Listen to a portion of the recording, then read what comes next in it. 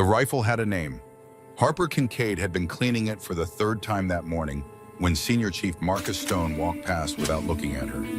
The M40A6 lay across her lap like a sleeping predator, all cold precision and patient violence. She ran the bore snake through the barrel one more time, watching the first light of dawn creep across the armory floor. The weapon had a history longer than her career.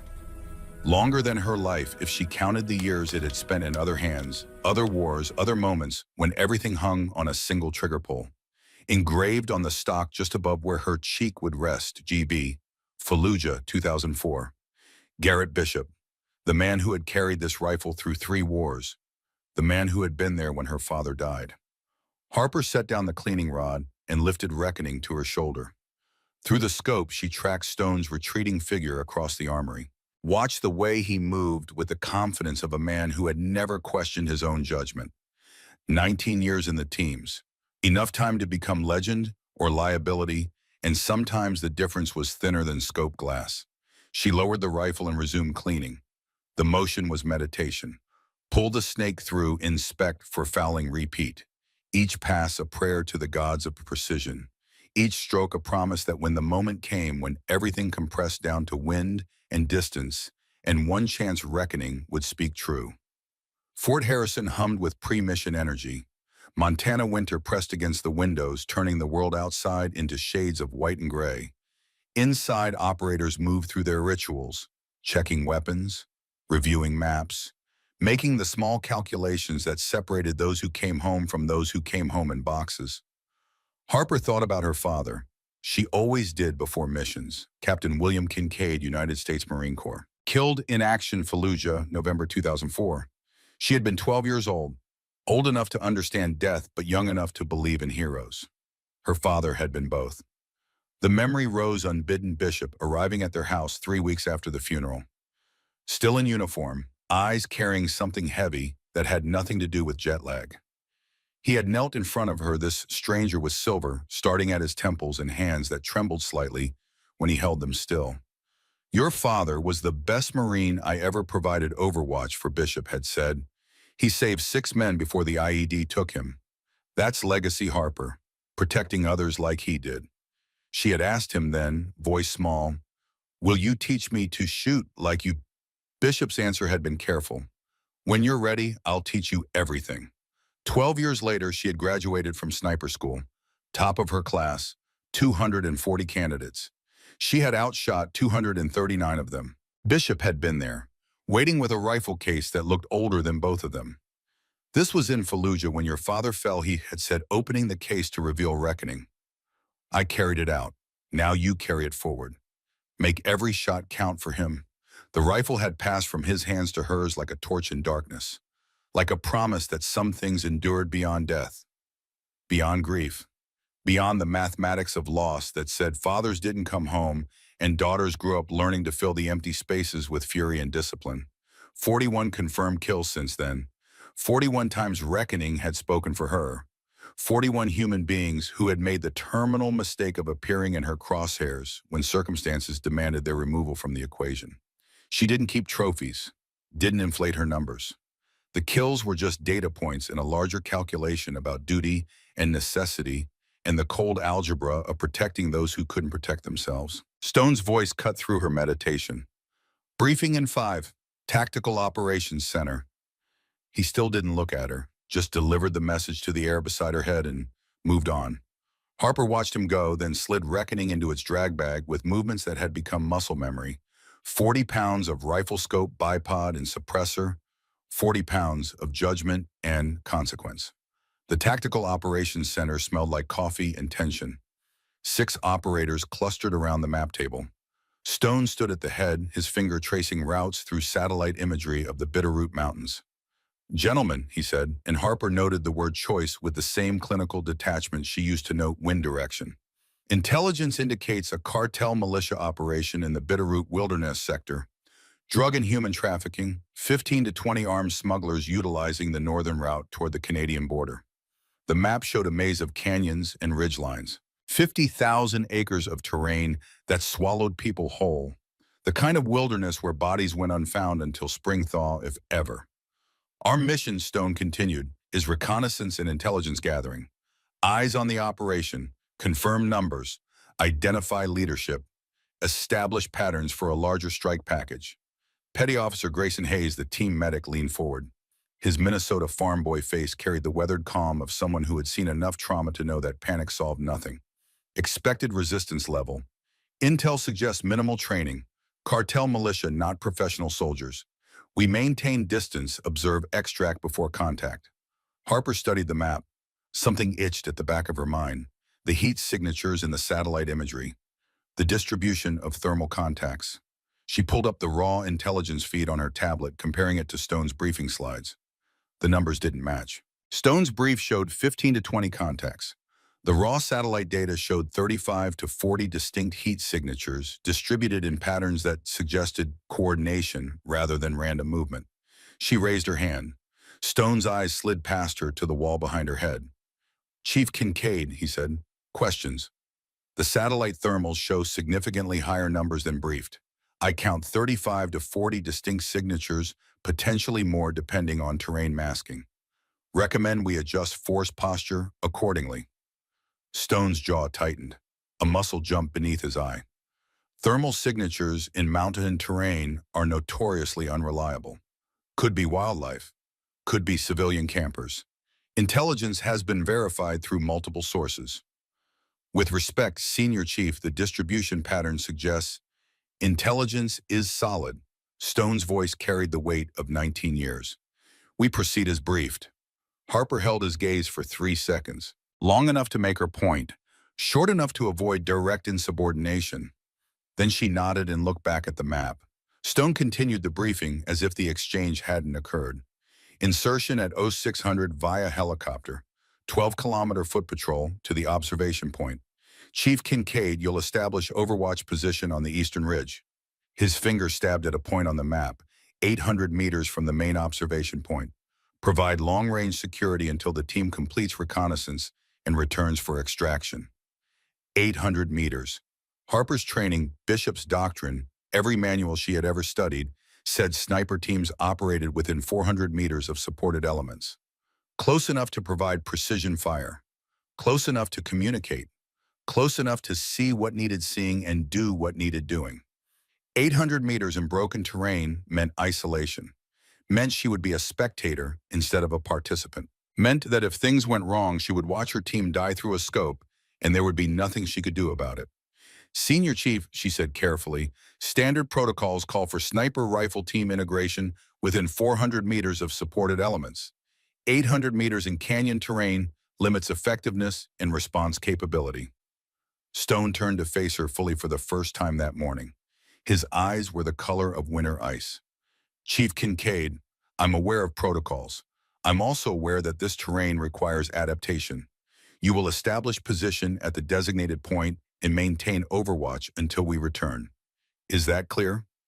The question was a trap. Answering meant accepting the obvious isolation. Not answering meant insubordination.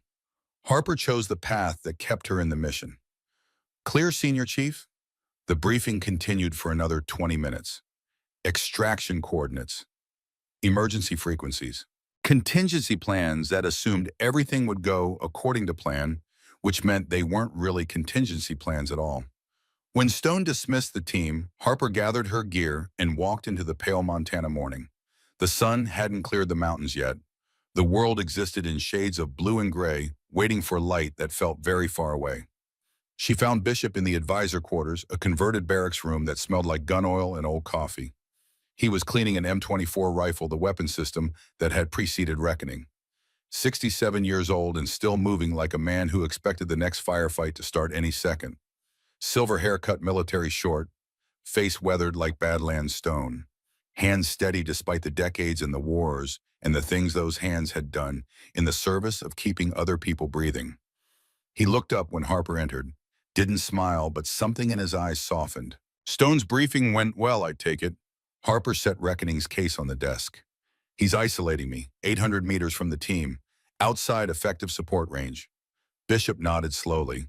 He'd heard this song before, sung by different voices in different wars, but the melody never changed. "Marcus Stone is a good operator.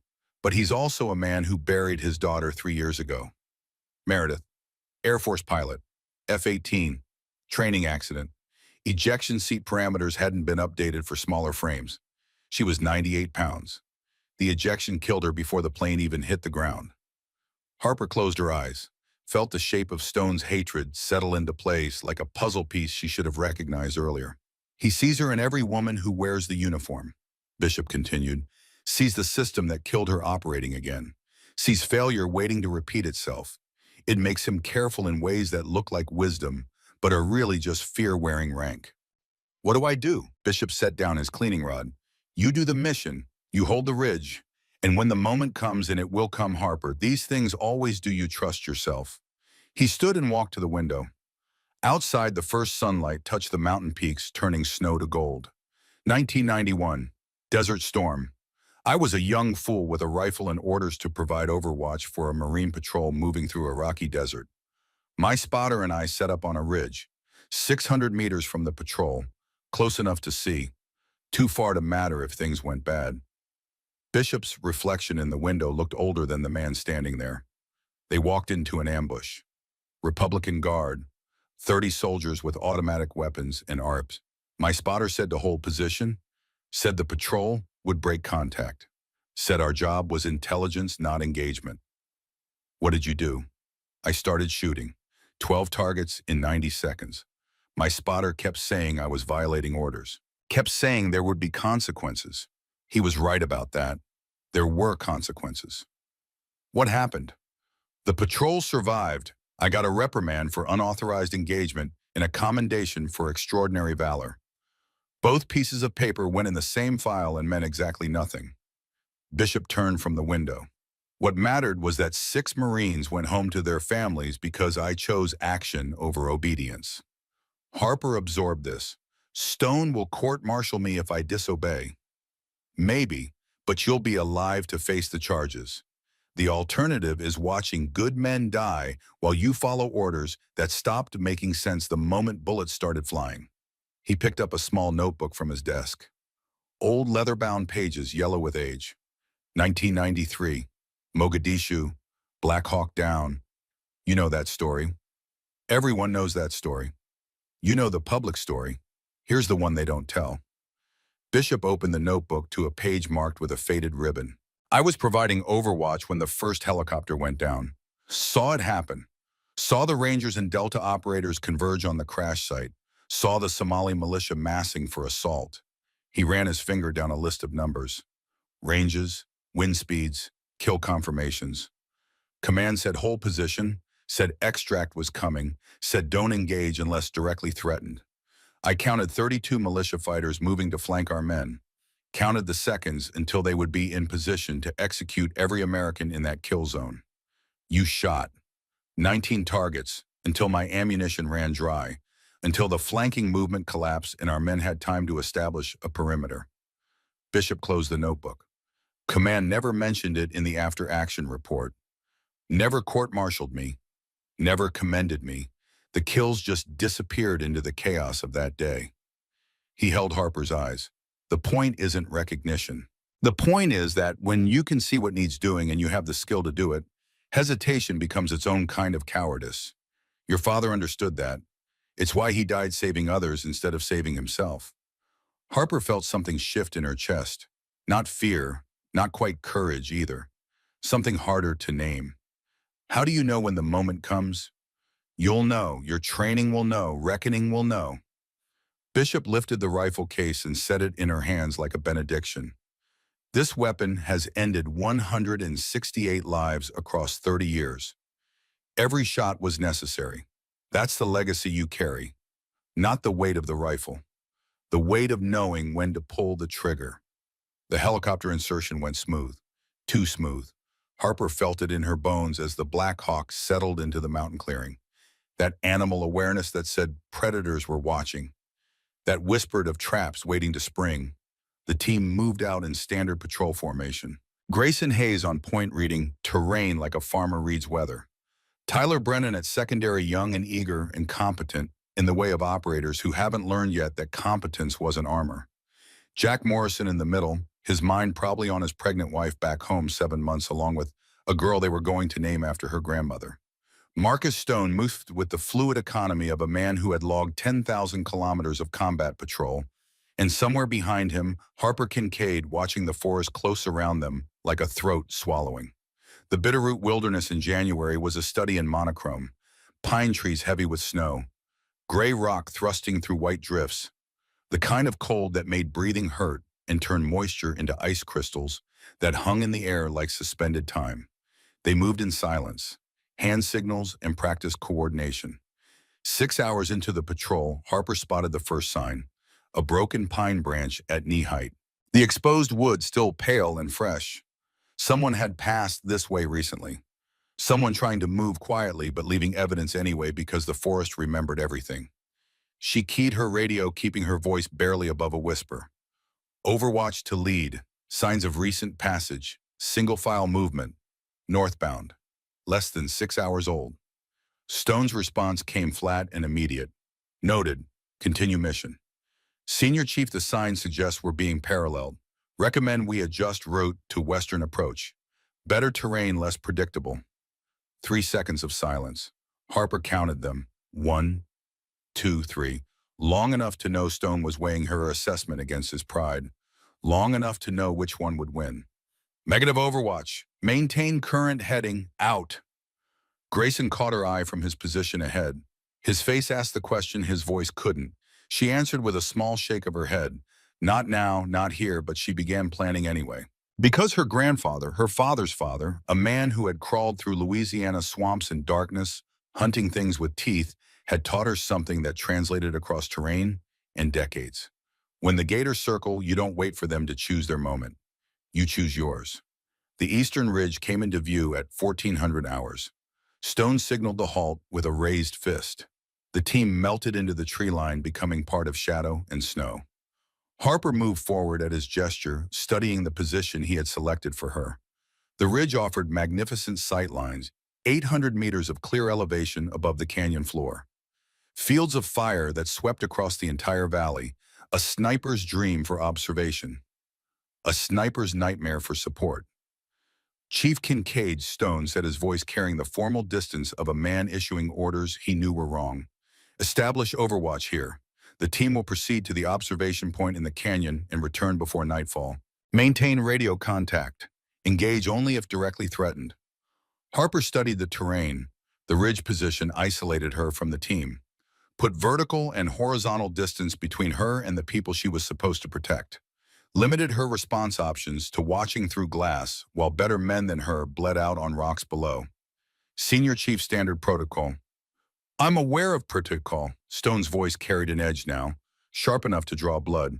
I'm also aware that this terrain requires adaptation. You will hold this position until we return. Clear. The words sat in her throat like a stone. She looked at the canyon below, at the shadows gathering between the trees, at the silence that felt less like peace and more like patience. Clear, Senior Chief. The team moved out. Tyler was the last to pass, his hand brushing her shoulder in a gesture that said what his voice couldn't. Stay safe, we'll be back. Don't worry. She wanted to tell him that worry was just intelligence, looking at probabilities. Wanted to say that every nerve in her body was screaming warnings. Wanted to grab Stone and shake him until his pride cracked and let reality in. Instead, she watched them descend into the canyon until even their sounds faded into nothing. Alone. Harper settled into position with the methodical precision of ritual. Reckoning's bipod on a flat granite slab. Range card created marking distances to key terrain features. 600 meters to that lightning-struck pine. 750 to the boulder cluster. 820 to the far canyon wall. Wind flags observed. Pine branches swaying in the thermal currents that rose from the canyon floor. Approximately 6 miles per hour, quartering left to right. She adjusted the windage turret 2 clicks, accounting for the drift that would push a bullet off course at distance. Temperature 41 degrees Fahrenheit. Elevation 7,200 feet above sea level. Air density calculations made and noted. Every variable that could affect a bullet's flight path cataloged and compensated for. Then came the hardest part. The waiting. 11 hours. That's how long Harper remained motionless on that ridge. 11 hours of becoming stone, becoming snow, becoming nothing but eyes and awareness stretched across distance. The cold worked its way through her layers, through the insulated jacket and the thermal underlayer, and the skin itself settling into bones like an old friend. Her body wanted to shiver, wanted to move, wanted to generate heat through motion. She denied it. Motion was detection. Detection was death. A scorpion crawled across her boot at hour 3. She watched it traverse the leather tail curled and ready, searching for warmth or prey or whatever drove scorpions to movement. It found neither on her and continued on its way. The sun tracked across the sky above the canyon. Light shifted from noon bright to afternoon gold to the long shadows of approaching evening. In the valley below her, team moved towards something they couldn't see, and Harper waited. Patience wasn't passive. Bishop had taught her that. Her grandfather had shown her in the swamps. Patience was active engagement stretched across time. Patience was making yourself ready for the moment before you knew what moment you were waiting for. She thought about her father. Tried not to, but the thoughts came anyway. Captain William Kincaid leading a patrol through Fallujah streets. Bishop providing overwatch from a rooftop 3 blocks away. The IED buried in rubble that sensors couldn't detect and experience couldn't predict. Bishop had seen it happen through his scope, watched the flash, watched the patrol disappear in smoke and debris, watched Harper's father try to crawl toward his wounded men, even as his own life bled out into Iraqi dust. He had killed 4 insurgents who tried to finish the wounded Americans, killed them with the rifle now resting under Harper's cheek, killed them with a precision that said some deaths were justified and some were necessary, and the difference mattered even when the outcome looked the same. But he couldn't save her father, could only bear witness, could only carry out the rifle and the story, and the guilt that came from being alive when better men weren't. The sun touched the western ridgeline at 1730 hours, and then the first shot cracked across the canyon like breaking bone. Harper's scope found the muzzle flash before the echo faded. Then another. Then the unmistakable thunder of an ambush sprung with professional timing and amateur enthusiasm. She counted the shooters through her scope. 14 on the eastern ridge, 11 on the western. 25 total, maybe more, arranged in a horseshoe that turned the canyon floor into a kill box with her team at the center. Automatic weapons fire stitched the air. RPGs streaked across the valley like falling stars in reverse. She could hear the rhythm of the firefight even at 800 meters. The desperate staccato of her team returning fire. The heavier hammer of enemy weapons designed to overwhelm through volume rather than precision. Harper's hand found Reckoning's bolt, chambered around with a sound like bone settling. The crosshairs settled on the eastern ridge, on the shooters who were advancing now tightening the noose. She keyed her radio, kept her voice calm despite the adrenaline trying to make it shake. Overwatch to lead. I have eyes on enemy positions. 25 confirmed hostiles in coordinated ambush. Request permission to engage. Static answered her. Then Stone's voice, breathless and strained with the sound of a man running out of options. Negative overwatch. We are maneuvering to break contact. Hold position. Senior Chief, you are pinned. I can suppress the eastern flank. Create an opening for withdrawal. I said negative. The words came sharp, almost panicked. That is a direct order. Hold your position. The radio went dead. Harper lifted her eye from the scope and stared at the receiver. Below, the gunfire intensified. She could hear the distinctive rhythm of American weapons being answered by heavier enemy fire. The sound told the story Stone's words tried to hide. They weren't maneuvering, they weren't breaking contact. They were dying. She thought about regulations, about chain of command, about 2 centuries of military doctrine that said orders were orders and disobedience was the crack that let chaos in. She thought about Bishop in the desert, Bishop in Mogadishu, Bishop choosing action over obedience and living with the consequences. She thought about her father dying in the street while trying to save his men. Through the scope, she watched an RPG gunner take position, watched him settle the weapon on his shoulder, watched him track toward where Grayson Hayes was pinned behind inadequate cover. 4 seconds to acquire target, 3 seconds to aim, 2 seconds to fire. Harper made her choice. Forgive me, Dad, she whispered. Forgive me, Colonel. Reckoning spoke. The sound was subsonic precision, a crack that split the air and carried across 800 meters like judgment rendered. The RPG gunner dropped before his finger found the trigger. The weapon tumbled from his hands unfired, harmless. Harper worked the bolt. The smooth action of metal against metal. The brass ejected in a golden arc. She chambered another round and found her next target. Range 650 meters. Wind 6 miles per hour, quartering left. Temperature 41 degrees. Elevation 7,200 feet. The mathematics of death distilled to variables and corrections. She exhaled slowly, felt her heartbeat in her fingertips. The crosshairs settled on the squad leader, the man whose body language marked him as someone giving orders. Someone coordinating the killing. Her finger took up slack on the trigger. 2 pounds of pressure, then 4, then 6. Reckoning spoke again. The squad leader folded in on himself like a puppet with cut strings, dropped without sound, without ceremony. Just the simple transition from alive to dead that happened in the space between heartbeats. Third shot. Machine gunner establishing position. Range 820 meters. Wind increasing as thermals rose from the canyon. Adjust elevation 11.7 mils. Adjust windage 0.5 mils right. The trigger broke clean. The rifle recoiled. The machine gunner slumped over his weapon. 4 targets in 90 seconds. The eastern flank stuttered, stopped advancing, began looking for threats they couldn't locate. Her radio exploded with voices. "Who the hell is shooting?" That was Tyler, young and confused and still alive, because Harper had made a choice. "Overwatch," Harper replied, her voice carrying the same calm she used for range practice. "Eastern flank suppressed. Recommend you break west. I will cover your movement." A pause, then Stone's voice, carrying something between fury and disbelief and the beginning of understanding. "I ordered you to hold position." "I am holding position, Senior Chief. I'm also engaging targets of opportunity." Harper tracked another enemy fighter through her scope. "With respect, you can court-martial me later if we survive." She didn't wait for his response. Through the scope, she saw movement on the western flank.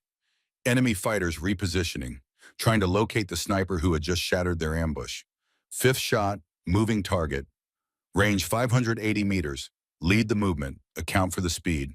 The geometry of interception calculated in the half-second before the trigger broke. The runner stumbled. Pitch forward. Did not rise. 5 confirmed. 35 rounds remaining. The eastern flank was collapsing now. Fighters scattering to cover. Their coordinated assault dissolving into chaos as they searched for a threat they couldn't see and couldn't fight. Below, her team began to move. She watched them through the scope covering their withdrawal with the patient attention of a shepherd watching over wolves. Grayson supporting Tyler, half carrying him through the brush. Stone moving at the rear, his rifle up his movements, sharp with the energy of a man who had expected to die and found himself still breathing. They weren't clear yet. The enemy would regroup. But for now, in this moment, her team was alive, because she had chosen disobedience over death. Harper allowed herself one breath. Then she began to pack her position. The ridge was compromised. The enemy knew her general location. It wouldn't take them long to send hunters up the slope. She broke down her hide with practiced efficiency. Reckoning across her backpack secured every trace of her presence erased within 60 seconds. Then she was moving, slipping through the forest like a ghost, like her call sign suggested. Kincaid the silent, Kincaid the patient, Kincaid who killed from distance and disappeared before the bodies cooled. The forest closed around her. The same forest that had felt like a prison 2 hours ago now felt like home, like the Louisiana bayou where her grandfather had taught her to disappear into cypress shadows. She descended from the ridge at an angle, northwest, toward the route her team would have to take to reach the rally point, moving by instinct and training, feet finding quiet ground, body flowing around obstacles that would betray lesser operators. Every sense extended outward, reading the forest for threats. She had traveled perhaps 500 meters when she heard them. Voices ahead, speaking English with accents that placed them somewhere east of the Atlantic, somewhere cold, somewhere that trained soldiers instead of militia. Harper froze, lowered herself into the undergrowth with movements measured in millimeters. Through the brush, she counted them. 8 fighters, moving in patrol formation, weapons clean, movements disciplined. These weren't the amateur smugglers from the ambush. These were professionals, and they were heading toward the rally point, the only place her team could go. One of them paused barely 10 feet from her position, his eyes scanning the shadows. She didn't breathe, didn't blink, became nothing but another shadow among thousands. The moment stretched like wire under tension. Then the soldier moved on, following his companions toward whatever trap they were setting. Harper waited until their sounds faded completely before she allowed herself to breathe again. Her mind raced through implications. This wasn't a random militia ambush. This was a coordinated operation, multiple elements. Blocking forces positioned to cut off retreat. Her team was walking into something bigger than intelligence had suggested, bigger than Stone had prepared for, bigger than 5 operators in 41 rounds could handle alone. She rose from the forest floor and began to move again. Faster now, racing the enemy towards a confrontation that would demand everything she had, and possibly more. The forest had a heartbeat. Harper felt it in the spaces between her own pulse, the way the wilderness breathed around those who moved through it. Right now, that rhythm was wrong. Too quiet in some places, too loud in others, the cadence of predators circling prey. Above the trees, she heard the distant thump of rotor blades. Helicopter, searching.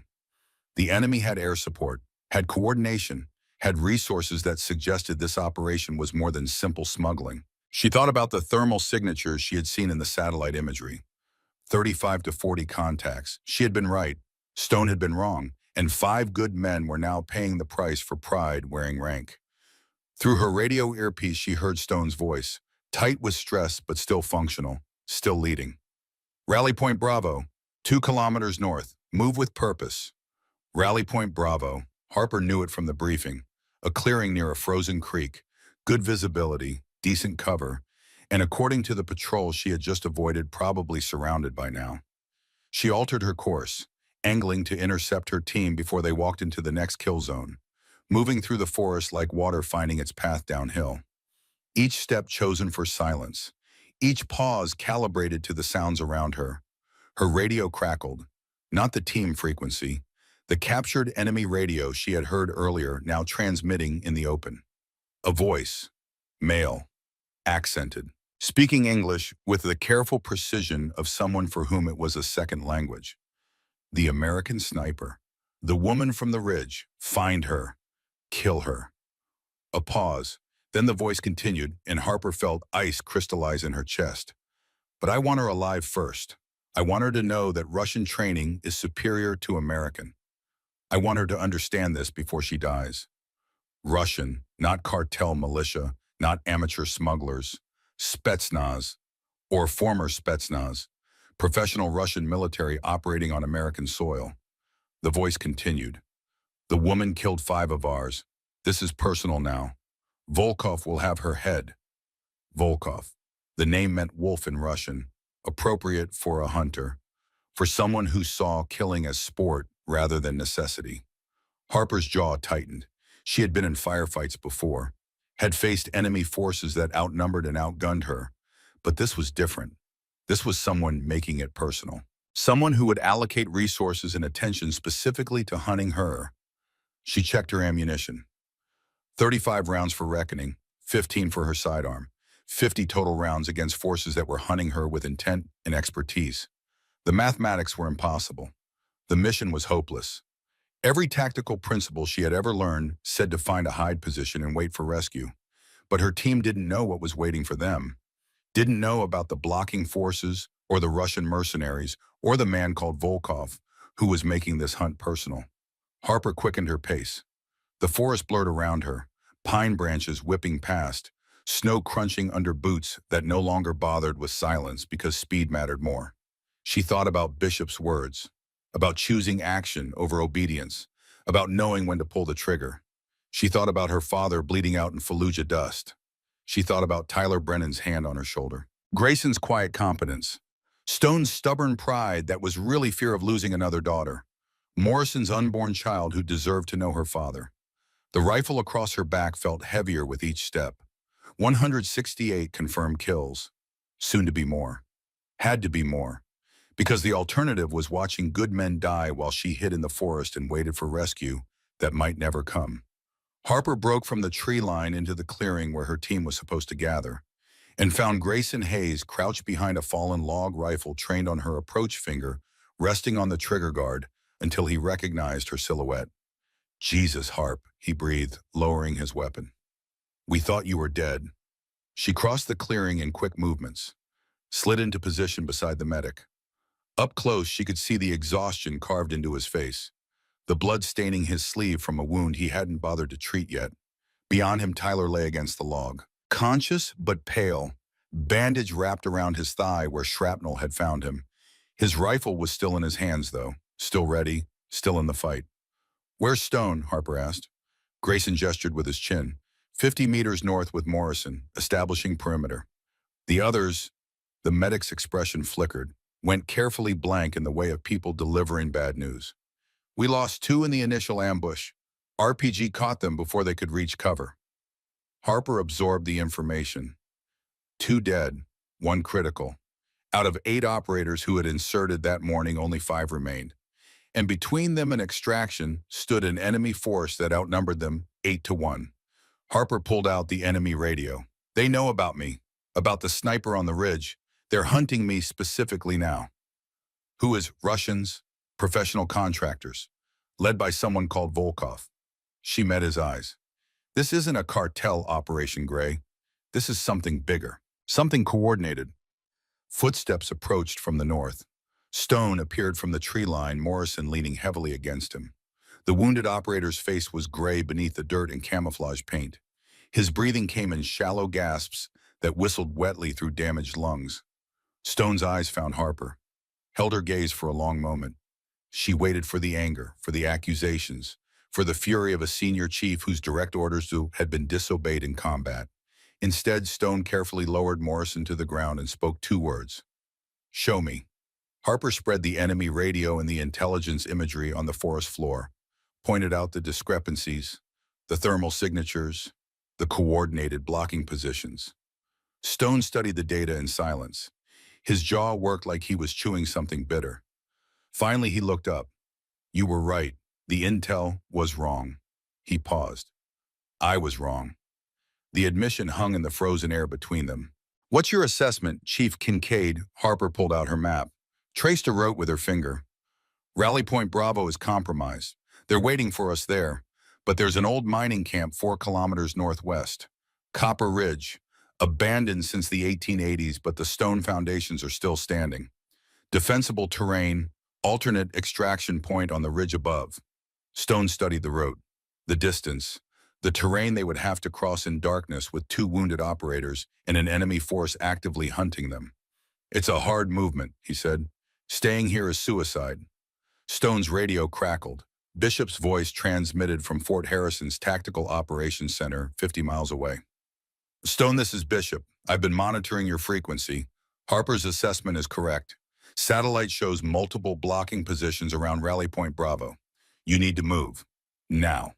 Stone looked at the radio, at Harper, at the wounded men who represented what remained of his command. Something shifted in his expression. Not acceptance, not quite trust, but perhaps the beginning of calculation. "Show me the route, Chief Kincaid," he said quietly, "and pray to God it works." The forest swallowed them whole. 4 kilometers through mountain wilderness in January darkness. Morrison on a makeshift stretcher fashioned from pine poles and torn combat shirts.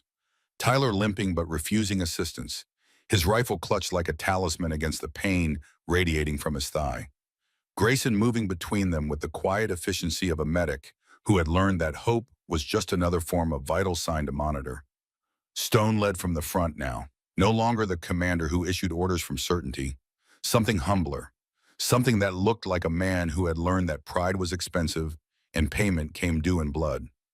Harper moved 50 meters ahead of the main element, scouting, reading terrain in the darkness, becoming the eyes that saw threats before threats saw them.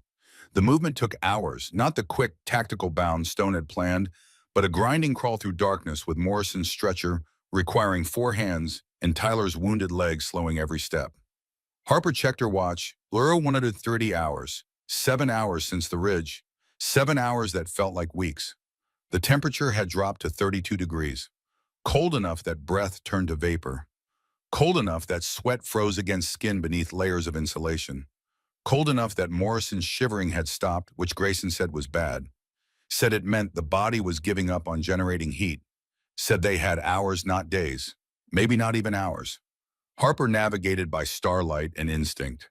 The moon was a sliver above the ridgeline, offering just enough illumination to distinguish trees from shadows. Just enough to keep moving without headlamps that would announce their position to anyone watching. And someone was watching. She felt it the way animals feel storms coming. That primitive awareness that said predators were circling. That whispered of violence waiting for the right moment. Her radio crackled.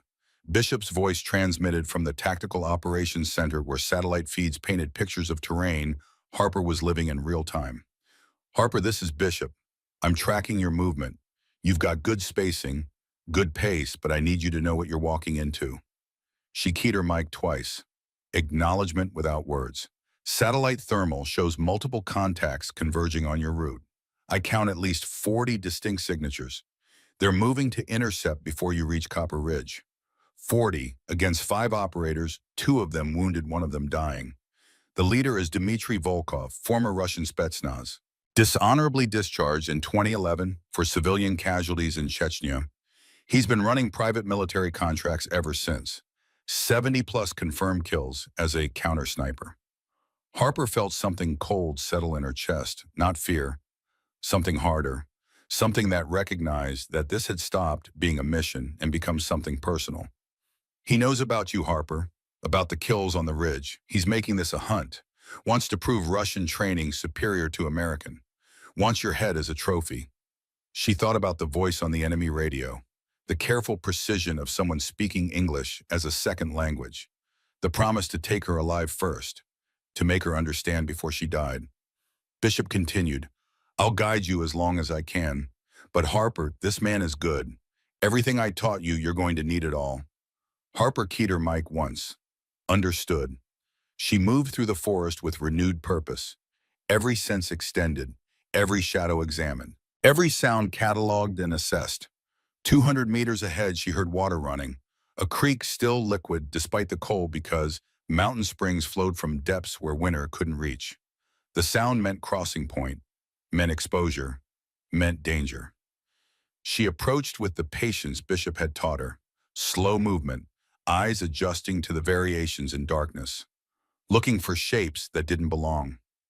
For angles too straight. For the absence of sound where sound should be. Found them.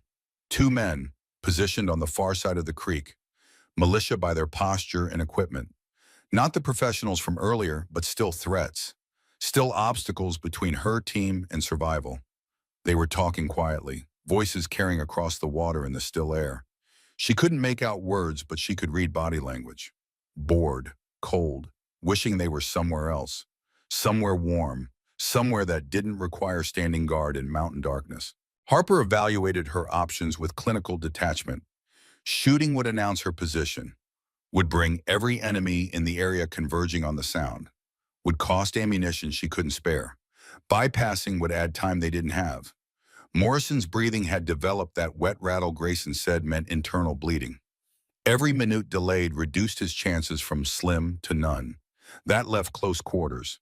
She signaled the team to hold position. Received Stone's acknowledgement through hand signals in the darkness. Then she moved. The creek was 15 feet wide, shallow enough to wade, cold enough to steal breath and clarity if she let it. Harper entered the water moving like oil spreading across surface. No splashing, no disturbance, just the subtle displacement of liquid around a body that had learned to become part of whatever environment it occupied. The current pulled at her legs, tried to unbalance her. She compensated without thinking. Muscle memory from training in Louisiana bayous, where one wrong step meant alligators and mud that swallowed the unwary. 3 feet from the bank, 2 feet, 1. The first sentry never heard her coming. Harper's hand clamped over his mouth as her Ka-bar knife found the gap between his skull and spine. Medical precision. The blade severed the connection between brain and body. Death came instantly, silently. His weapon never moved from his shoulder. She caught his weight as he collapsed, lowered him into the ferns without sound. Her hands were steady, her breathing unchanged. The kill was just geometry and anatomy, just the application of force at the correct angle with sufficient speed. The second sentry turned at some instinct, some animal awareness that his partner had stopped existing. His eyes found Harper emerging from the darkness. His mouth opened to shout, to warn, to transform this moment from stealth into chaos. She was already moving. The distance between them closed in one stride. Her blade took him across the throat, a horizontal cut that opened arteries and windpipe. The shout became a wet gurgle. The gurgle became silence. He collapsed against her, his blood warm on her hands, his final breath a whisper swallowed by forest and night. Harper lowered him beside his companion, cleaned her blade on his shirt with movements made mechanical by repetition. 7 confirmed now, 7 human beings whose lives had ended because they stood between her and protecting her team. She felt nothing, not satisfaction, not remorse, just a cold acknowledgement that this was the work. This was what her father had done, what Bishop had done, what she did.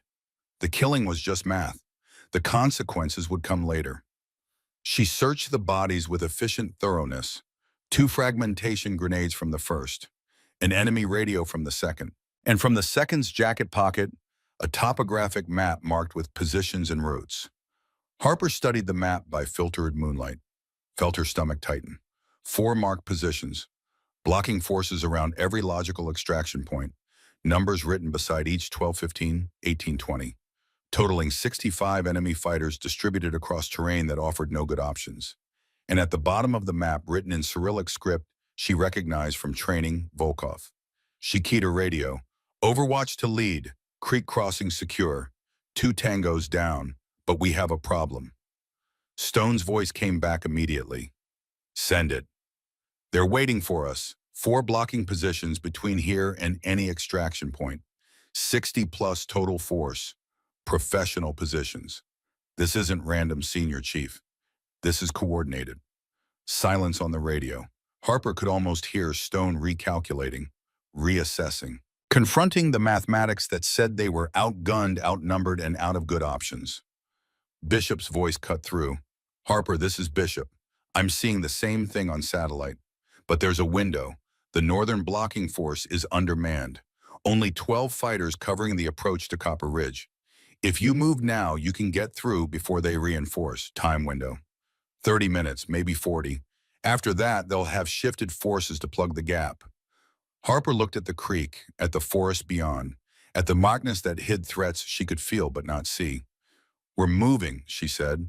The team crossed the creek in tactical silence. Morrison, strapped to his stretcher, unconscious now, which Grayson said was a mercy, said the pain from 2 bullets in the chest wasn't something anyone should be awake for. Tyler waded through on his wounded leg without complaint, without sound. Just the grim determination of an operator who knew that weakness got everyone killed. Stone moved last, covering their rear, his rifle tracking the shadows behind them. When he reached the far bank, his eyes found Harper's. Good work, he said quietly. 2 words that carried the weight of apology and acknowledgement in the beginning of something that might eventually look like respect.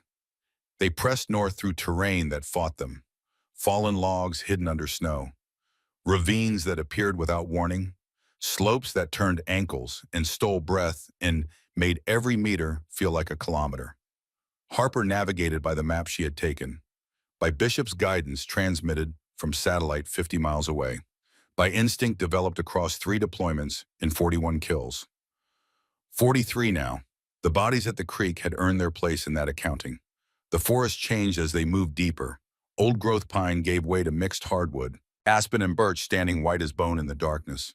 The understory thickened, made movement harder, made sound impossible to avoid. Behind them, Harper heard shouts, distant but growing closer. The bodies at the creek had been discovered. The hunt was intensifying. Bishop's voice came urgent through her earpiece. Harper, they're mobilizing. I'm seeing thermal signatures converging on your last known position. You need to move faster. Morrison can't move faster. Then you need to decide what matters more, the mission or the man. The choice hung in the frozen air. Leave Morrison, move fast, save 3 by sacrificing 1.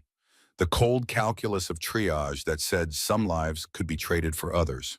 Stone's voice cut through before Harper could respond. No one gets left behind. We move together or we die together. Harper felt something shift. Not agreement necessarily, but understanding. Stone had lost a daughter to a system that made calculations about acceptable losses. He wouldn't participate in that mathematics again. Then we need to buy time, Harper said. Create a delay. She pulled the 2 grenades from her vest, studied the terrain ahead through her night vision, saw a narrow defile where the trail passed between 2 granite outcroppings, a natural choke point. I can slow them down, she said. Set an ambush at the pass, make them cautious, buy you the time you need. Stone shook his head. That's suicide. You'll be isolated, outnumbered. I'll be doing my job. Harper met his eyes. You need to get Morrison to extraction. That's your dom. This is mine. Grayson stepped forward. Let me go with you. 2 shooters double the effectiveness. Negative. Morrison needs you more than I do. The medic held her gaze, used her first name, which he rarely did. Harper, come back. That's an order from someone who doesn't have authority to give orders, she replied. The echo of her earlier words. The reflection of a promise she couldn't make, but could try to keep. She turned to Stone. Give me 15 minutes. Then move. Don't stop. Don't look back. Just get them to Copper Ridge. Stone studied her for a long moment, then nodded once. 15 minutes. Harper moved into the darkness alone. The defile was perfect for what she needed. 30 meters of narrow trail between rock walls that funneled movement.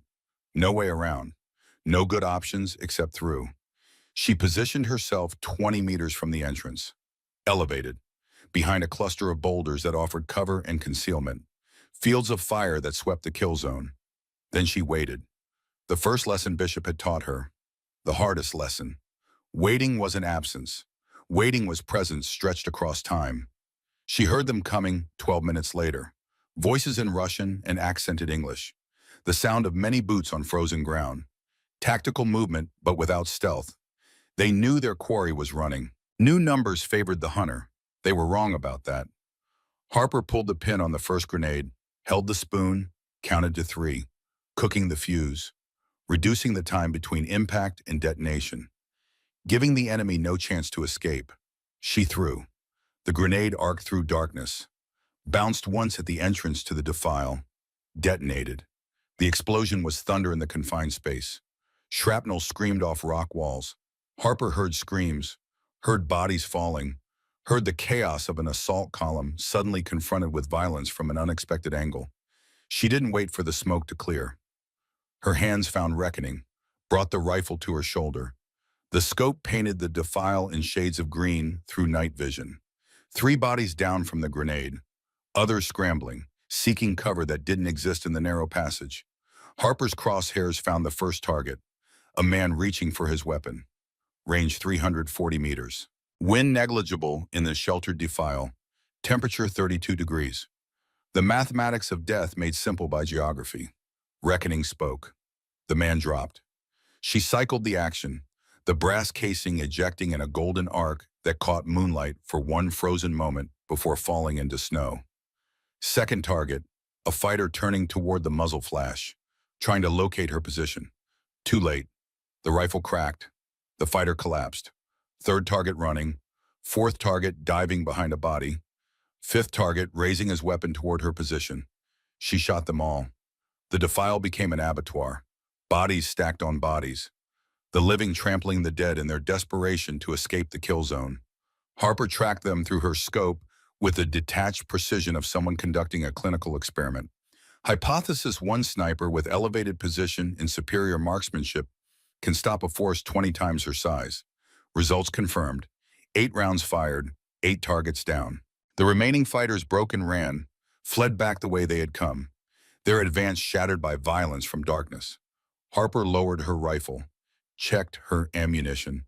27 rounds remaining in reckoning, 15 in her sidearm. 42 total, 11 confirmed kills since the ridge. She keyed her radio. Overwatch to lead, northern approach delayed. You have your window. Move now. Stone's response came immediate. What about you? I'll catch up. Just move. She didn't wait for acknowledgement, just started moving herself, relocating before the enemy regrouped. before they brought numbers and coordination against her position. The forest closed around her again. She moved northwest, parallel to her team's route but offset, creating distance, making herself the target instead of them, drawing the wolves away from the wounded. Her radio crackled, not the team frequency, the enemy frequency she had been monitoring. Volkov's voice, speaking English now, speaking directly to her, though he couldn't possibly know she was listening. American sniper, I know you hear this. I know you understand. Harper kept moving, but her hand found the volume control. Turned it up. You fight well, better than I expected. But you are alone, and I have 40 men. 32 now, Harper thought, adjusted for casualties. You cannot win, but you can choose how you lose. A pause. Surrender. I promise quick death. Continue running, and I promise you will beg for death before I grant it. Harper's jaw tightened. She keyed her mic, transmitted on the enemy frequency. Volkov, this is the American sniper you're hunting. Silence on the other end. She could almost feel his surprise.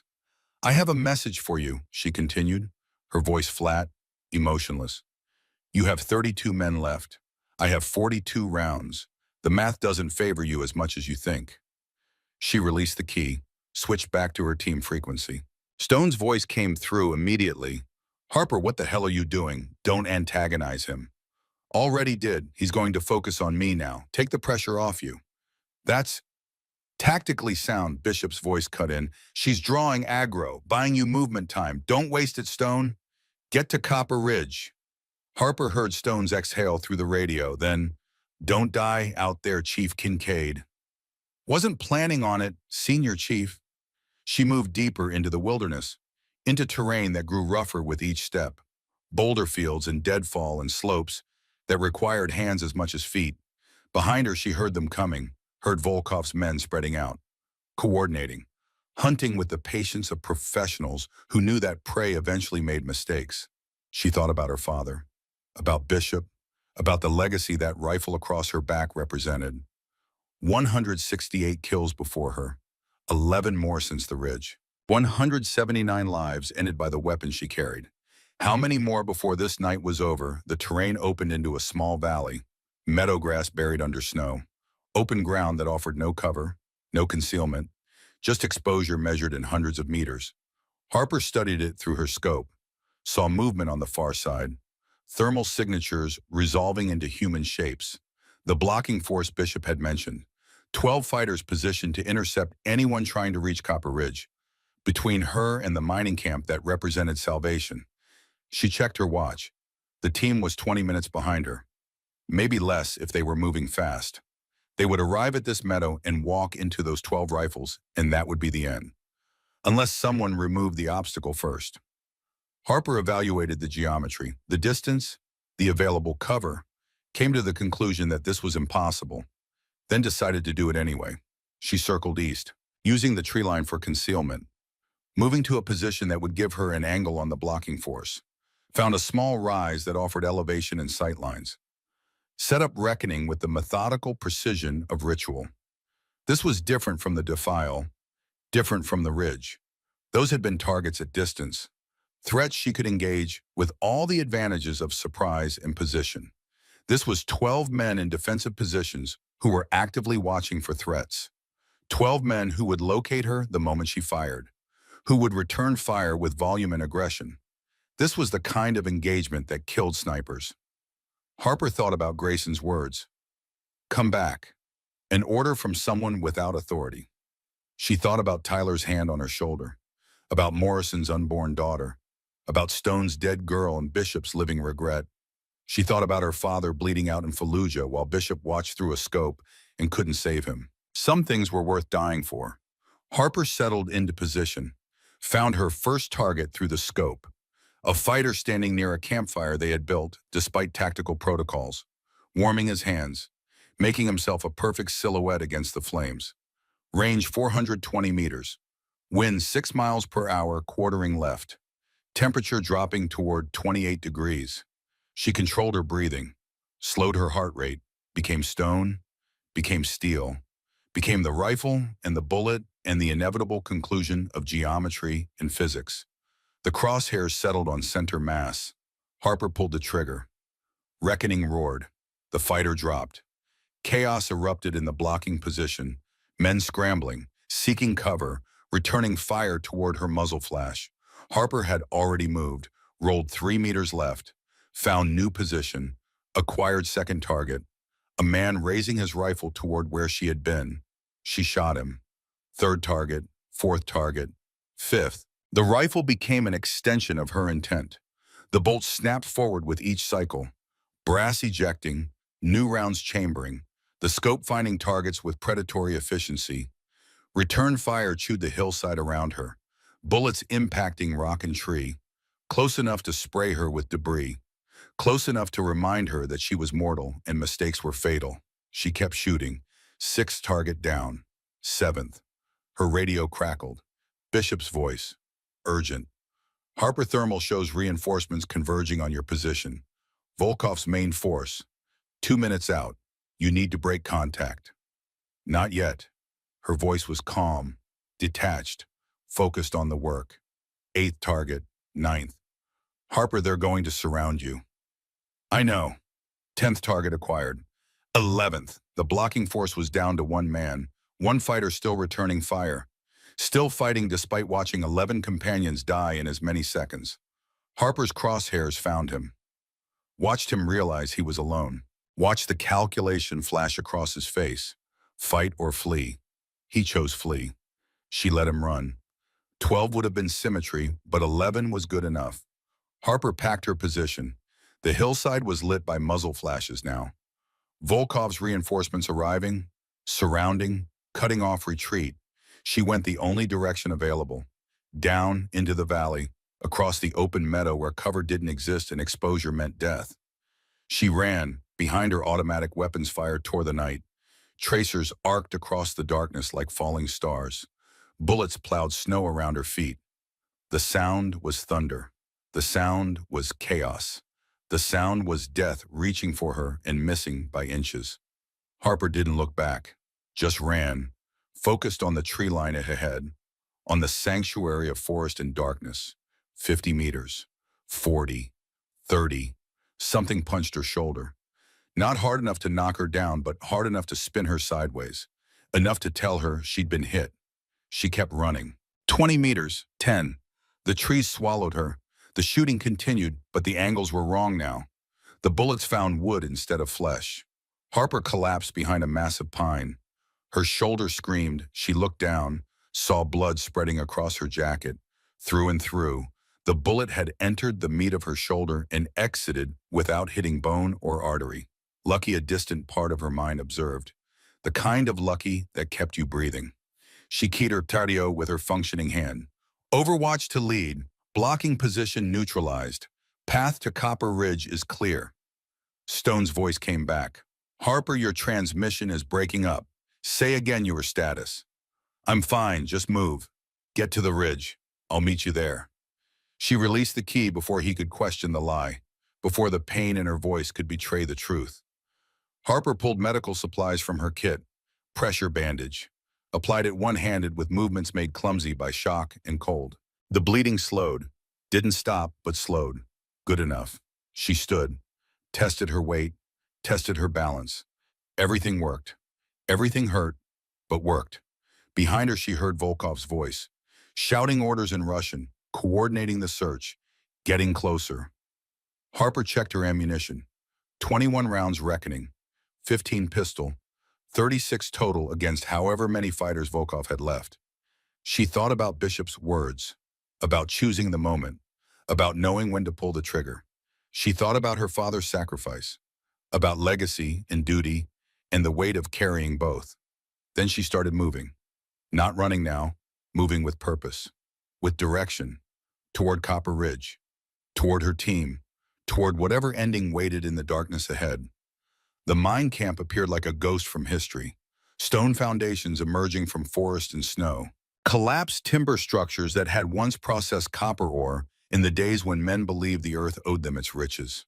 Harper approached from the east, moving slow despite urgency, despite blood loss and cold, and the knowledge that Volkov's hunters were minutes behind her. She keyed her radio. Overwatch approaching from east. Don't shoot. Stone's voice, copy. Come in slow. She crossed the open ground to the main structure. Found her team positioned in defensive arrangements. Grayson with Morrison behind a stone wall. Tyler covering the southern approach despite his wounded leg. Stone at the main entrance with fields of fire that swept the clearing. They looked exhausted, looked like men who had run out of options and found themselves at the end of geography. Stone's eyes found her, widened when he saw the blood. You're hit. Through and through, functional. She moved to the wall, set reckoning down with care that bordered on reverence. How's Morrison? Grayson's face told the story before his words did. Stable, barely. He needs surgery, needs blood, needs things we don't have. Harper nodded, looked at the foundations around them, the walls that had stood for 140 years, the stone that had outlasted the men who built it. We hold here, she said. QRF is coming. We just need to survive until they arrive. Against how many? Tyler asked, his voice tight with pain and something harder. Something that recognized mathematics. Harper thought about the bodies, about the kills since the ridge, about Volkov's forces depleted but not destroyed. 30, maybe 35. Stone's expression didn't change, just accepted the number, accepted the odds. Then we make our stand. Harper's radio crackled. Bishop's voice, steady despite everything. Steady because he had been here before, had faced impossible odds and survived through skill and luck and violence delivered with precision. Harper, this is Bishop. I'm looking at satellite thermal. You've got 15 minutes before Volkov's main force arrives, maybe 20. Use that time. Prepare, because when they come, they're coming with everything. Understood? And Harper, a pause. What you did tonight, William would have done the same. You carry his courage. Harper felt something crack in her chest, not breaking, opening, letting in emotions she had kept locked down since the ridge, since the killing started, since the moment she chose disobedience and set all of this in motion. Thank you, Colonel. Don't thank me yet. Survive the next hour, then we'll talk about gratitude. The radio went silent. Harper looked at her team, at Stone, who had tried to abandon her and learned humility, at Grayson, who carried healing hands and warrior's heart, at Tyler, who refused to quit despite shrapnel and in pain, at Morrison, who hung on to life through sheer stubborn will. 15 minutes, she said. Let's make them count. They set to work with the efficiency of operators who knew that preparation was the difference between survival and massacre. Tyler rigged tripwire at the eastern approach. Detonation cord and the last fragmentation grenade. Not much, but enough to announce arrival. Enough to buy seconds. Stone positioned himself at the main entrance. Natural funnel point. Fields of fire that would force attackers to bunch up. To present targets. Grayson stayed with Morrison, refused to leave his patient even as perimeter collapsed. The medic's oath transcending tactical necessity. Harper climbed to the second floor of the assay office. The floor was partially collapsed but stable enough. The walls were broken but provided cover. And most importantly, the elevation gave her sight lines across the entire camp. She set up reckoning with movements that had become ritual. Bipod deployed, scope zeroed. Range card created marking distances to key terrain features. Then she waited. The moon had set. The darkness was complete, except for starlight reflecting off snow. Harper's world reduced to the green glow of night vision and the patient silence of Stone. She thought about the rifle in her hands, about Bishop carrying it through Desert Storm, through Mogadishu, through Fallujah, where her father died. She thought about the engraving on the stock. G beat them, Fallujah 2004. When this was over, if she survived, she would add her own mark. HK, Montana 20 tonning, a record of presence, a claim that she had been here, had fought here, had held the line when everything said to run. Her radio crackled. Bishop's voice, quiet now, almost gentle. They're here, Harper. Thermal shows multiple contacts at the perimeter. Volkov is with them, center of the formation. He's leading this personally. I see them. Through her scope, she watched the forest give birth to violence. 30 men emerging from darkness, moving with tactical precision, surrounding the camp with professional calm. And in the center, one man who moved differently, who commanded without speaking. who radiated authority like heat.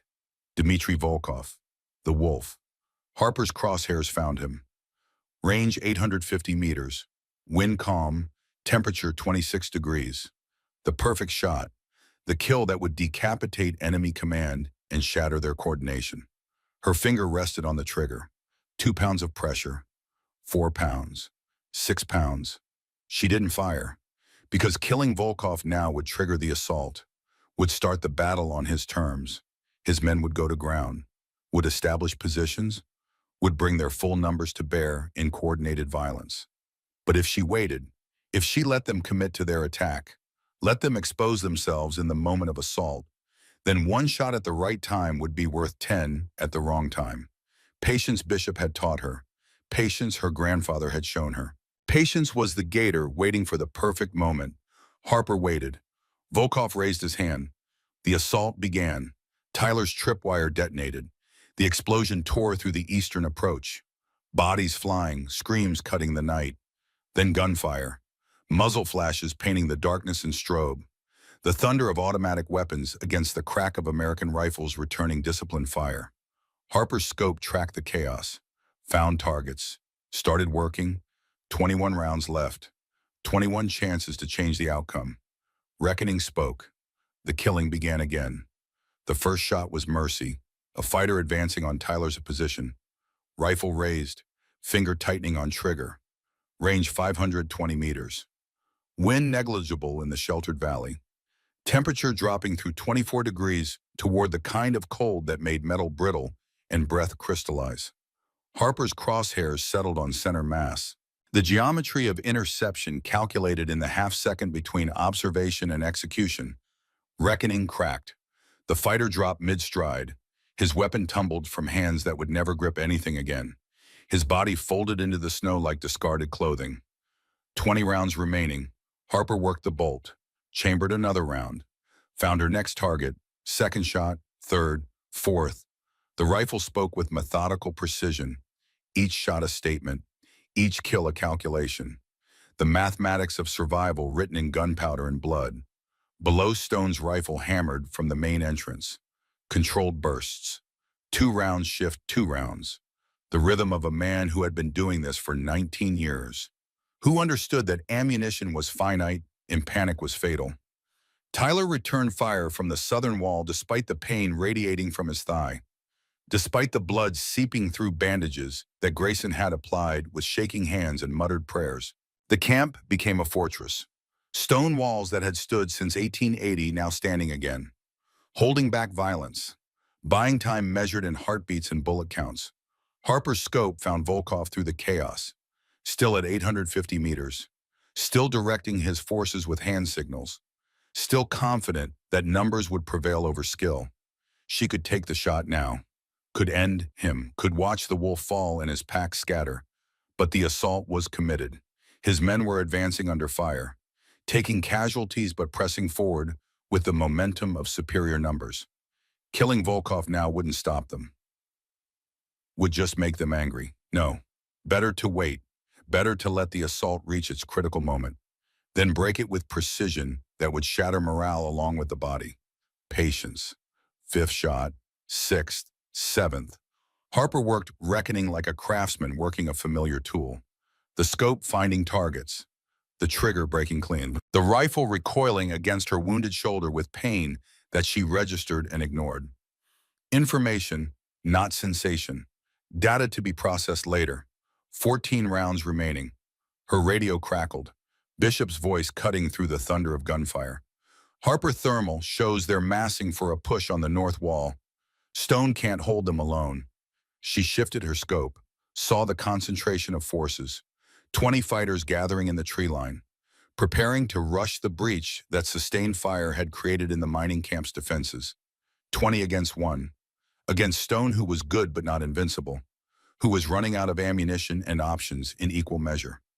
Harper's crosshairs found the first target, then the second, then the third, and started shooting. The massed assault faltered as bodies began dropping.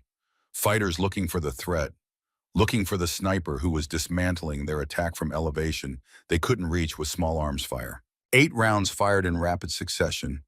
8 men down, The assault wave broke, scattered, sought cover in terrain that offered none. 6 rounds remaining in reckoning.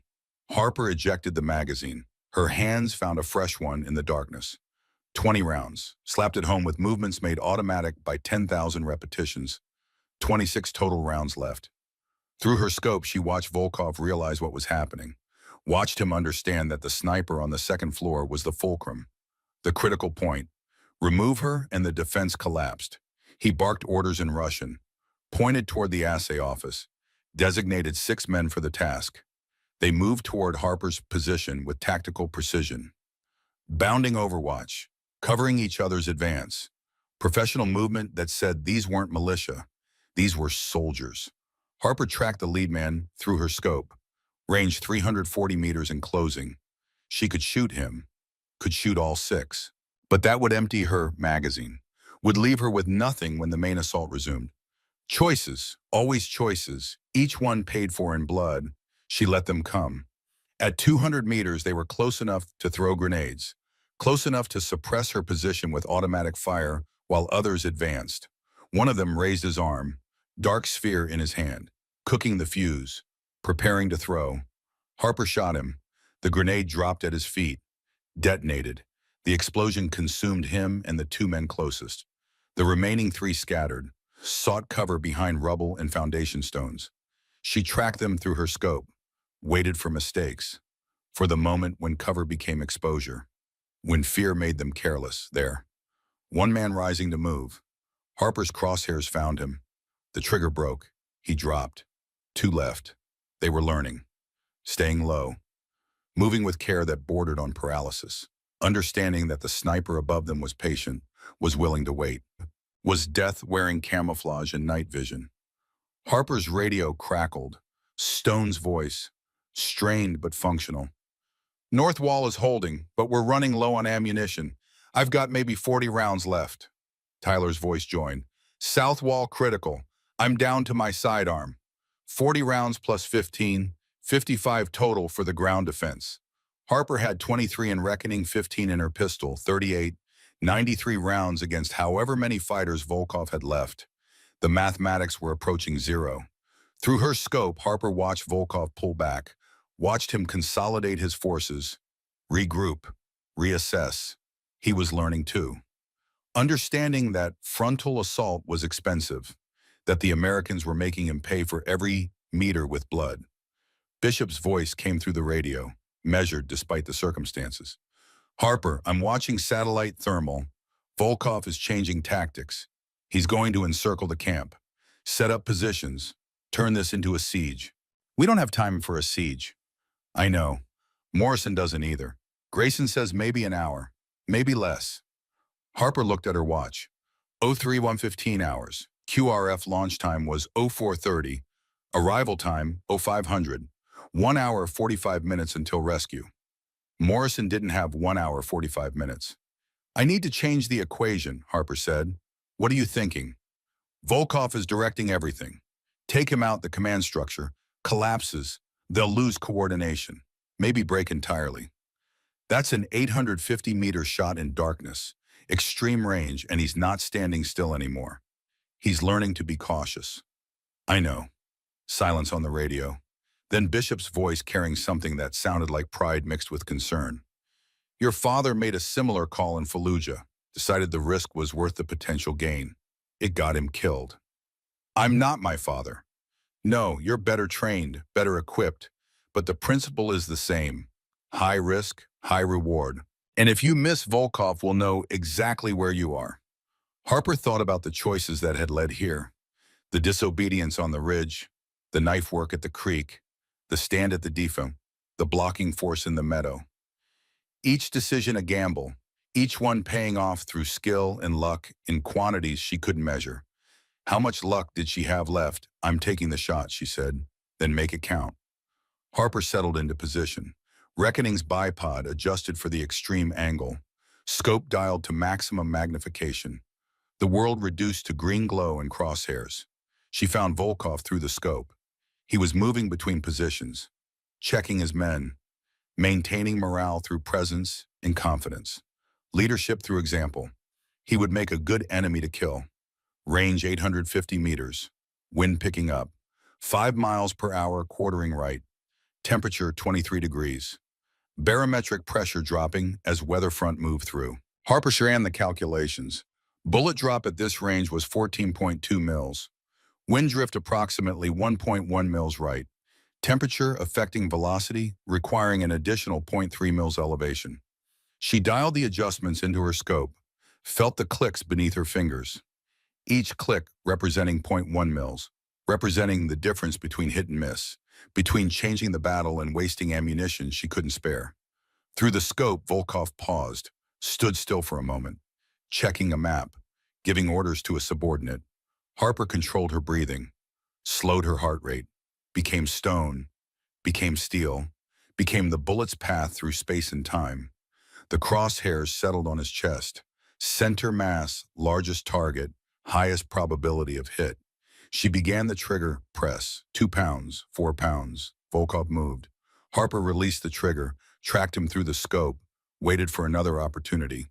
He was restless now, moving constantly, never still for more than a second. Had he sensed the danger? Did some instinct warn him that death was watching from distance? She waited. Patience against motion, stillness against activity. 30 seconds passed. 60, 90. There. Volkov stopped again, raised binoculars toward the mining camp, studying the defenses, searching for weakness. Harper's crosshairs found him. Settled on the center of his chest, began the trigger press again. This time she didn't stop. The trigger broke at 6 pounds. Reckoning roared. The rifle recoiled against her shoulder. The muzzle flashed momentarily blinding through night vision. She reloaded in one fluid motion, chambered another round, found the target again through her scope. Volkov was down, but moving. The shot had hit. She saw blood, saw him clutching his shoulder where the bullet had struck. But the range and the darkness and the small movements she couldn't account for had shifted the point of impact. Shoulder instead of chest, wound instead of kill. He was screaming, pointing toward her position, directing his men with his functioning arm. Harper had time for one thought: I should have waited for a better shot. Then the return fire started.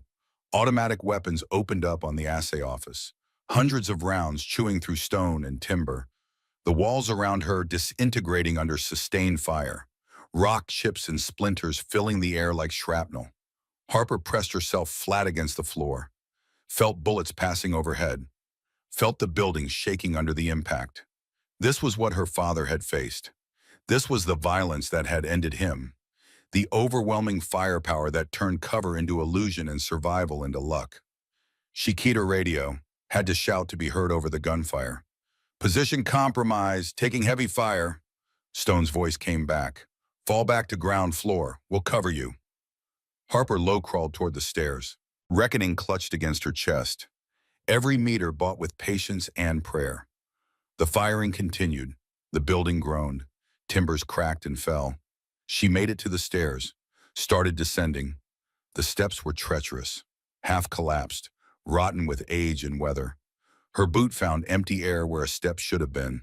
She fell, tumbled down the remaining stairs, landed hard on the ground floor, her wounded shoulder screaming, reckoning clattering across stone. She lay there for a moment, stunned, trying to remember how to breathe. Stone's face appeared above her. Can you move? Harper nodded, pushed herself up, reached for reckoning. Her fingers found the familiar stock, found the engraving. GB Fallujah 2004. The rifle was undamaged, the scope still zeroed, the weapon still ready, just like her. She rose, moved to a firing position at a broken window. Below she saw movement, fighters advancing under cover of the suppressing fire, getting closer, 30 meters. 20. Harper raised reckoning, started shooting. The advancing fighters fell. 1, 2, 3. Adi's shot precise despite pain and chaos and the knowledge that ammunition was running out. Beside her, Stone fired his rifle until it clicked empty. He drew his sidearm, kept firing, kept fighting. Tyler appeared from the south wall, limping, his face gray with pain. He still carried his rifle, still looked for targets. Grayson stayed with Morrison. The medic's hands pressed against chest wounds that leaked life faster than skill could preserve it. He was crying, Harper could see it from across the room, could see the medic understanding that his patient was dying and there was nothing medicine could do. The assault intensified, fighters at the walls now, climbing through breaches, the perimeter collapsing under weight of numbers.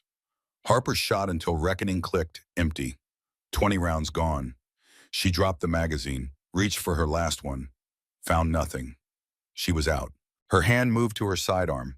15 rounds, 15 chances against dozens of enemies. The mathematics had reached zero. A grenade tumbled through the window, landed on the floor, rolled toward Morrison's position, toward Grayson, who was still trying to save the dying man. Tyler saw it. Harper watched what happened next in the slow motion that crisis brings. Watched Tyler's eyes go wide. Watched him understand what was about to happen. Watched him make a choice. He threw himself on the grenade. Harper screamed.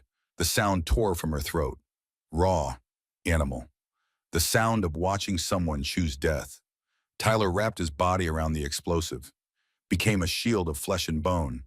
The detonation was muffled. Contained. The blast that should have killed everyone in the room was absorbed by one man's sacrifice. Harper was moving before the echo faded. Drew her sidearm. Fired into the faces climbing through the window. The pistol bucked in her hand. 3 rounds. 3 targets down. But they kept coming. Stone fought beside her, his pistol empty now, using it as a club, striking, blocking, fighting with the desperation of a man who had run out of everything except will. A fighter broke through, grabbed Harper, slammed her against the wall. Her wounded shoulder hit Stone. Pain exploded white behind her eyes. She drove her knee into his groin, twisted free, drew her knife, put the blade through his throat. Hot blood sprayed across her face. She pushed him away, found her next target. The room was chaos. Bodies everywhere. Living and dead tangled together. The air thick with smoke and screaming. Harper fired her pistol until the slide locked back. Empty. She looked for another magazine, found none, just the knife now, just her hands. She fought anyway. A young fighter appeared in front of her. Barely 20. His rifle raised, his hands shaking. He aimed at her chest. Harper met his eyes. Didn't look away. If death was coming, she would watch it arrive. The fighter's finger tightened on the trigger. Light flooded the building, blinding white light that turned night to day. Helicopter searchlights blazing through every opening. The roar of rotors drowning all other sound. A voice boomed from speakers overhead. American voice. Authority that brooked no argument. Drop your weapons. United States military has the area surrounded. Drop your weapons now. The young fighter looked up at the lights, looked back at Harper. His rifle wavered. Drop it, Harper said quietly. Live through this. He dropped the rifle, raised his hands. Around the room, other fighters did the same. The aggression draining from them. Survival instinct overriding combat orders. They surrendered. Harper slumped against the wall, looked at the carnage around her. At Tyler's body still wrapped around the grenade that had killed him. At Stone, bleeding from a dozen wounds but still standing. At Grayson, kneeling beside Morrison, checking for a pulse he wouldn't find. At the rifle on the floor. Reckoning. Still there. Still witness to everything that had happened. They had held. The line had held. The cost had been terrible. But they had held. The medevac helicopter lifted off at 05:20 hours. Harper sat in the crew bay, her shoulder wrapped in fresh bandages. The medic had given her morphine, but she had refused. Wanted to feel everything. Wanted to remember. Morrison's body was in a bag at her feet. Tyler's beside it. 2 men who had trusted her, who had followed her lead, who had died because she had made choices. Stone sat across from her. His face was a roadmap of violence, bruises and cuts, and the hollow eyes of a man who had seen too much. But he was alive. He was breathing. He met Harper's gaze, held it. You saved us, he said quietly. Every decision you made, every order you disobeyed, you saved us. Harper looked at the body bags. I didn't save everyone. No one could have. The mathematics were impossible from the start. But you changed the equation. You made impossible into survivable. She didn't respond, just turned to look out the helicopter door. Watched the mining camp shrink below. Watched the forest give way to foothills. Watched the sun touch the eastern mountains and paint them gold. Beautiful. Montana was beautiful. It had tried to kill her, had killed good men, and it was still beautiful. Bishop's voice came through her headset. "Harper, this is Bishop. How are you holding up?" "I'm alive." "That's a start." A pause. "You did good work out there. 26 confirmed kills with Reckoning in 12 hours. That's a record for the M40 platform in a single domestic operation." 26. The number settled into her mind, added to the 168 before her. 194 lives ended by the rifle lying across her lap. When you land, they're going to want statements. Want to understand what happened. There will be an investigation. "I know." "And Harper," Bishop's voice softened, "you upheld the oath he took, protected those who couldn't protect themselves. That legacy lives on." She closed her eyes, let the words settle, let them ease something that had been tight in her chest since Fallujah, since she was 12 years old and learned that heroes died and daughters grew up alone. "Thank you, Colonel." The helicopter descended toward Fort Harrison, toward questions and consequences and whatever came next. But that was future. This moment was just flight, just distance from violence, just the simple fact of breathing. Harper held Reckoning against her chest, felt the engraving under her fingers. GB, Fallujah 2004. When this was over, she would add her own mark. HK, Montana 2019. A record of presence, a claim that she had been here, had fought here, had held the line, the legacy continuing. The investigation convened 4 days later in a prefabricated building that served as Fort Harrison's administrative center. 3 officers sat behind a folding table, their uniforms crisp, their expressions carefully neutral. Harper sat facing them, her shoulders still in a sling, her dress uniform borrowed from a supply sergeant who had found something close to her size. The questions came methodical, precise, designed to construct a timeline from chaos, to understand how 8 operators had walked into mountains and 3 had walked out. Harper answered truthfully, described the briefing, the insertion, the ambush, the choices she had made. She described disobeying Stone's order on the ridge, described the killing at the creek, the stand at the defeat, the blocking force in the meadow, the final defense at Copper Ridge. She described Tyler's sacrifice, Morrison's death, the body count that had started at 0 and ended at 26. The panel asked about regulations, about chain of command, about the consequences of disobedience in combat operations. Harper provided the answers they needed, the justifications, the tactical reasoning. But she didn't apologize, didn't express regret for choices that had saved lives even as they cost others.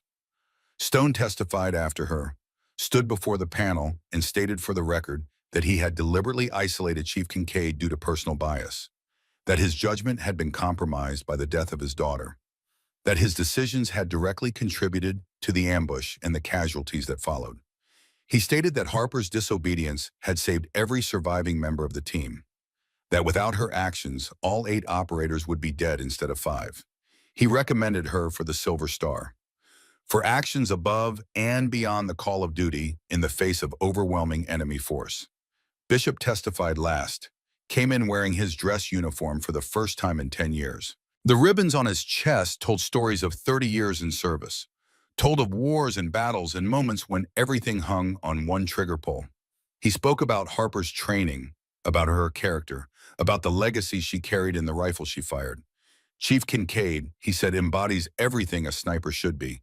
Patience earned through discipline, precision earned through repetition, courage earned through facing fear and choosing action anyway. He paused, met Harper's eyes across the room. She honored her father's sacrifice by protecting others. She honored Reckoning's legacy through precision that left no margin for error. She honored the oath we all take by holding the line when every instinct said to run. The panel deliberated for 2 hours. Harper waited outside, watched Montana winter through frosted windows, thought about Tyler's face in the moment before the grenade detonated, about Morrison's wife receiving the news, about the daughter who would grow up like Harper had, without a father, with only stories and medals and the hollow comfort that he died a hero. The panel called her back inside. The senior officer spoke, his voice formal, the language of military justice that could end careers with a sentence or resurrect them with a phrase. Chief Petty Officer Harper Kincaid, this panel finds that you exercise sound tactical judgment under extraordinary circumstances. Your disobedience of direct orders, while a violation of military protocol, was justified by the immediate threat to your team's survival. He paused, looked at her directly. It is the recommendation of this panel that no disciplinary action be taken. Furthermore, your Silver Star commendation has been approved. There will be a ceremony when you return stateside. Harper absorbed the words, no court-martial, no end to her career. Just an acknowledgement that sometimes the right choice looked like the wrong one until circumstances proved otherwise. This panel also recommends that you be assigned as a sniper instructor at Fort Benning to train the next generation, to pass on the skills and judgment you have demonstrated. Teaching, like Bishop had suggested, like her father might have done if he had lived. A new chapter in a long tradition.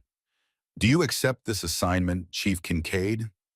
Harper thought about Tyler and Morrison, about the students who would learn from their sacrifice, about making sure that the next generation was better prepared, better trained, better able to survive when mathematics became impossible. Yes, sir, I accept. The ceremony took place 3 weeks later. The parade ground at Fort Harrison filled with sailors in dress uniforms. Their faces turned toward the platform where Harper stood beside Bishop and a row of officers whose ribbons told their own stories. Bishop wore his full dress uniform. The medals on his chest represented 30 years of service. Desert Storm, Somalia, Iraq, Afghanistan. The accumulation of a career spent in violence's service. He had driven 12 hours to be here, had insisted on being the one to pin the medal, had said that some traditions mattered more than convenience. The Admiral read the citation. Harper listened to the words describe what she had done. The clinical language of military commendation, transforming chaos into heroism, transforming fear into valor, transforming survival into something that fit on a ribbon and a piece of paper. The words captured facts. They missed everything that mattered. They didn't mention the taste of fear, didn't describe the weight of choices that cost lives, didn't explain how it felt to watch Tyler die, to hold Morrison's hand while his heart stopped, to see Stone's eyes acknowledge that his pride had nearly killed them all. But that was the nature of citations. They recorded what could be measured. The rest lived only in the memories of those who had been there. Bishop lifted the Silver Star from its case. The medal caught sunlight, blue ribbon with white stars, the same medal her father had been awarded posthumously. He pinned it to Harper's chest with careful precision, then stepped back and saluted. Harper returned the salute, held it for 3 heartbeats, then dropped her hand. The applause began, rolled across the parade ground like thunder. After the ceremony, Bishop found her near the parking lot. The crowds had dispersed.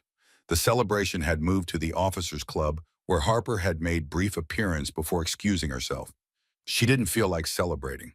Felt like Tyler and Morrison deserved more than awards and applause. Deserved to be alive. Bishop seemed to understand. He leaned against his truck, weathered hands holding a cup of coffee that had gone cold. You did good work, he said, not just the shooting, the leadership, the choices under pressure. She didn't respond, just looked at the mountains beyond the base. I want to give you something. He opened the truck door, pulled out a rifle case, set it on the hood. Harper recognized it, Reckoning's case. The weapon had been at the armory being cleaned, being prepared for return to inventory. I talked to the brass, Bishop said, convinced them that Reckoning should stay with you, that the rifle has earned the right to choose its carrier.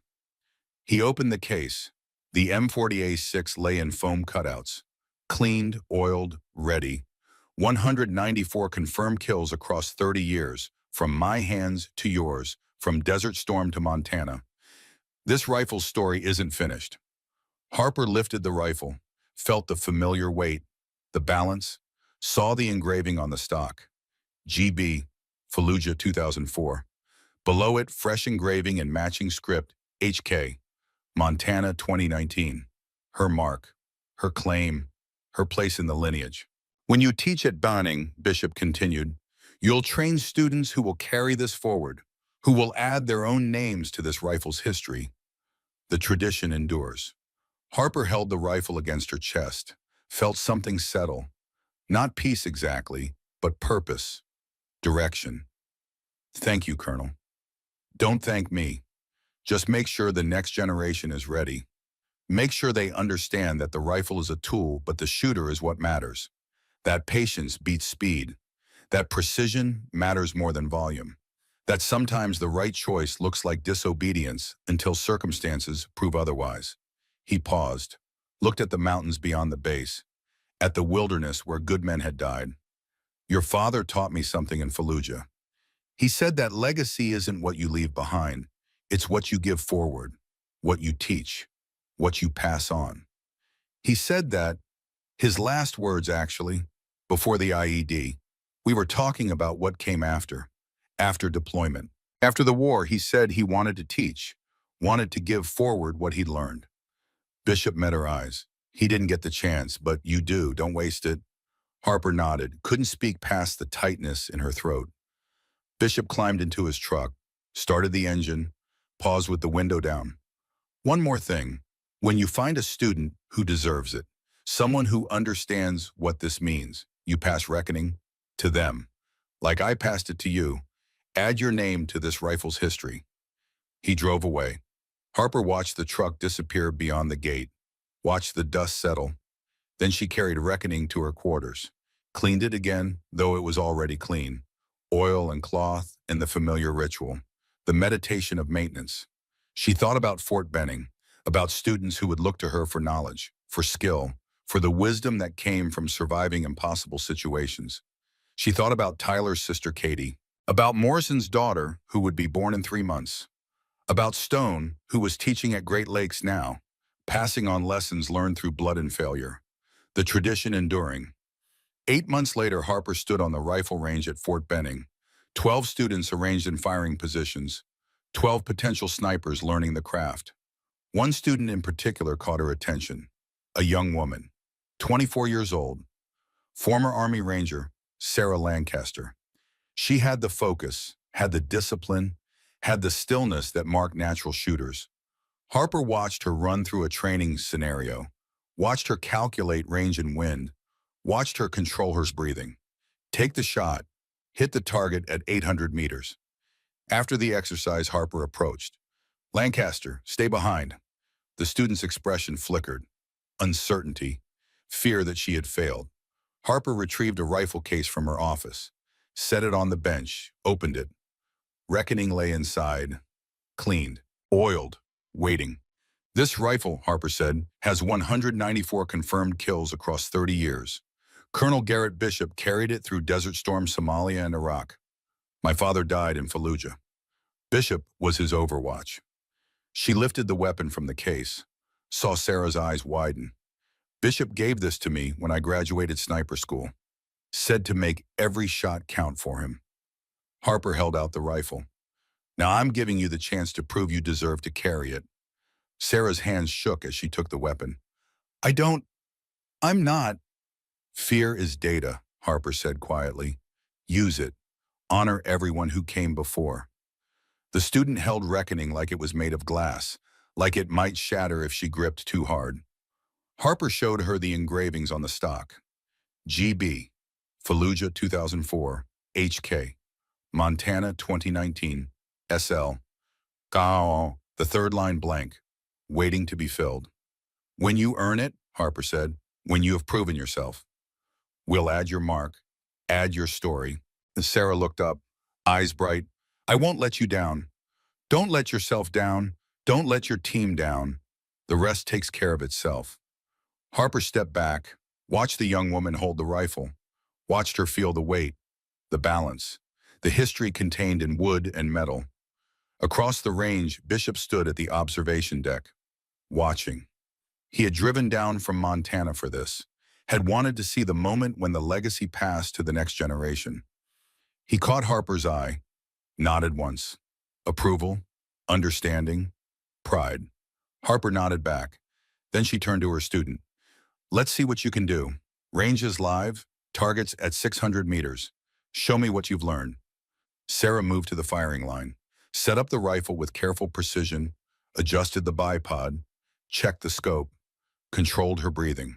Harper watched from behind, saw herself 4 years ago, saw Bishop 30 years ago, saw the lineage stretching backward through time, saw it stretching forward too, into a future where other students would learn, other shooters would carry reckoning, other names would be added to the stock.